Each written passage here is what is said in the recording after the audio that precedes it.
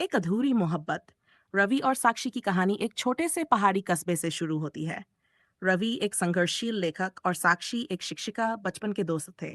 उनके बीच एक अनकही मोहब्बत थी जो समय के साथ गहरी होती गई। रवि हमेशा अपनी कहानियों में साक्षी को हीरोइन बनाता, लेकिन कभी उसे अपने दिल की बात नहीं कह सका। साक्षी को भी एहसास था कि वह रवि के लिए कुछ खास है, मगर वह इंतजार करती रही कि रवि पहल करे। एक दिन रवि की पहली किताब प्रकाशित हुई और वह शहर चला गया। दूरियों ने उनके दिलों को और करीब ला दिया। साक्षी हर रोज उसकी किताब पढ़ती, उसके शब्दों में खुद को ढूंढती, लेकिन किस्मत को कुछ और ही मंजूर था। रवि जब वापस आया तो उसे पता चला कि साक्षी की शादी तय हो चुकी है। दोनों की आंखों में आंसू थे, मगर होठों पर खामोशी। शादी के बाद भी साक्षी रवि की किताबों में अपनी झलक देखती रही और रवि हर कहानी में उसे अमर करता रहा। उनकी मोहब्बत अधूरी रह गई, मगर शब्दों में हमेशा के लिए अमर हो गई। कभी कभी अधूरी कहानियां ही सबसे खूबसूरत होती हैं। एक अधूरी मोहब्बत। शादी के बाद भी साक्षी अक्सर रवि की किताबें पढ़ा करती। वह जानती थी कि उसकी हर कहानी में एक किरदार ऐसा होता जो किसी न किसी रूप में उससे मिलता जुलता था। रवि ने कभी उसका नाम नहीं लिखा, लेकिन उसके शब्दों में उसका एहसास हमेशा मौजूद रहता। साक्षी की शादी एक अच्छे इंसान अभय से हुई थी। अभय उसे बहुत प्यार करता था और उसकी हर खुशी का ख्याल रखता। साक्षी भी उसे सम्मान देती थी, लेकिन कहीं न कहीं उसका दिल रवि के लिए धड़कता रहा। इधर रवि ने खुद को पूरी तरह लेखन में झोंक दिया। उसकी किताबें बेस्टसेलर बनने लगीं, लेकिन उसकी जिंदगी में अब भी एक खालीपन था।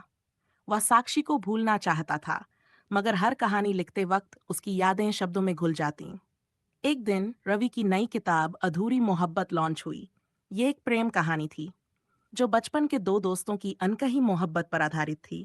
इस किताब को पढ़ते ही साक्षी समझ गई कि यह कहानी उसकी और रवि की है।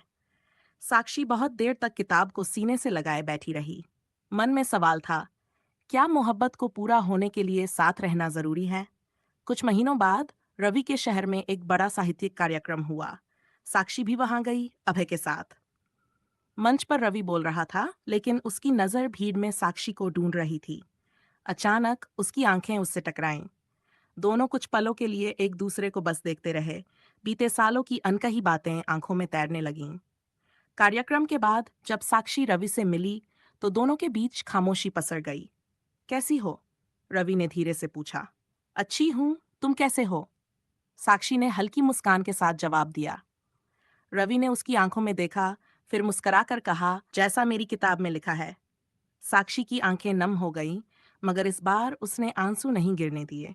दोनों जानते थे कि उनकी कहानी अधूरी थी, मगर शायद यही उसकी खूबसूरती थी। साक्षी ने विदा ली, मगर जाते जाते उसने रवि की किताब पर लिखा, अधूरी मोहब्बत भी कभी कभी मुकम्मल होती है, बस उसे महसूस करने के लिए एक सच्चा दिल चाहिए।